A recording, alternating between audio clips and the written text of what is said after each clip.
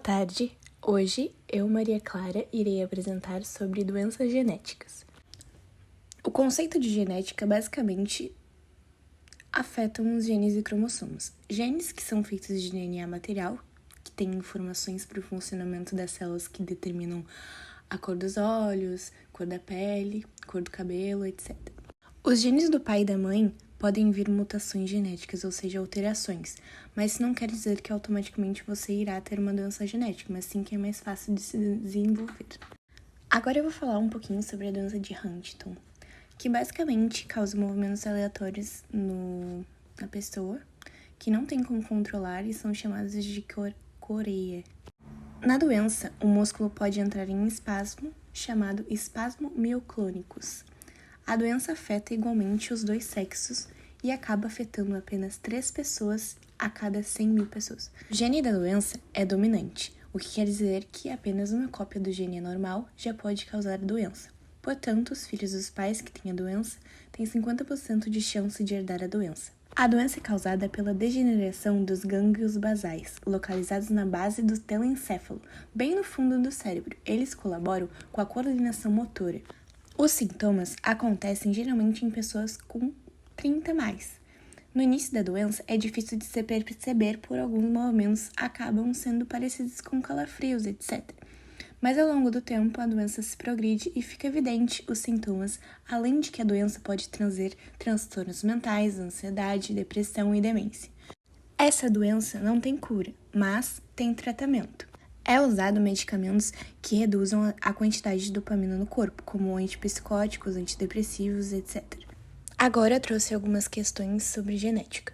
A primeira questão é sobre o Enem de 2020. Os frutos da pomponha têm cerca de 1 grama em populações silvestres no Acre, mas chegam a 70 gramas em plantas domésticas por populações indígenas. No princípio, a domesticação não era internacional. Os grupos humanos apenas identificavam vegetais mais saborosos ou úteis e sua propagação se dava pelo descarte de sementes para perto dos sítios habitados. A mudança de fenótipo nas populações domesticadas de pomponha deu-se porque houve a. Introdução de novos genes, b. Redução de pressão de mutação, c. Diminuição de uniformidade genética, d. Aumento de frequência de alelos de interesse e expressão de genes de resistência a patógenos. A questão aborda o processo de domesticação de plantas, no caso, a pupunha, e como o tamanho dos frutos aumentou nas populações domesticadas em comparação às populações silvestres. Portanto, a mudança no fenótipo, tamanho dos frutos nas populações domesticadas de pupunha, ocorreu porque houve um aumento da frequência de alelos de interesse nas populações selecionadas. Portanto, a resposta correta é a D, aumento da frequência de alelos de interesse. Agora a questão de 2016. O Brasil possui um grande número de espécies distintas entre animais, vegetais e micro-organismos, envoltos em uma imensa complexidade e distribuídos em uma grande variedade de ecossistemas. O incremento da variabilidade ocorre em razão da permuta genética, a qual propicia a troca de segmentos entre cromátides não e irmãs na meiose. Essa troca de segmentos é determinante na A. Produção de indivíduos mais férteis, b. Transmissão de novas características adquiridas, c. Recombinação genética na formação dos gametas, d. Ocorrência de mutações somáticas nos descendentes e variação do número de cromossomos característicos da espécie. A questão trata do aumento da variabilidade genética no Brasil, um país com grande biodiversidade.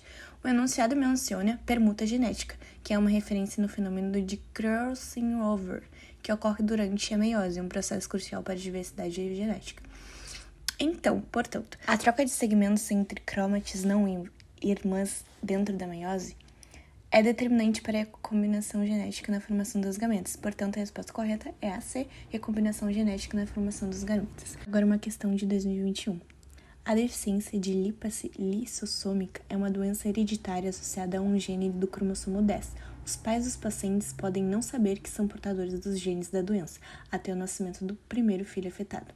Quando ambos os genitores são portadores, existe uma chance em 4 de que seu bebê possa nascer com essa doença. Essa é uma doença hereditária de caráter A. Recessível, B. Dominante, C. com dominante D poligênico e E polialélico.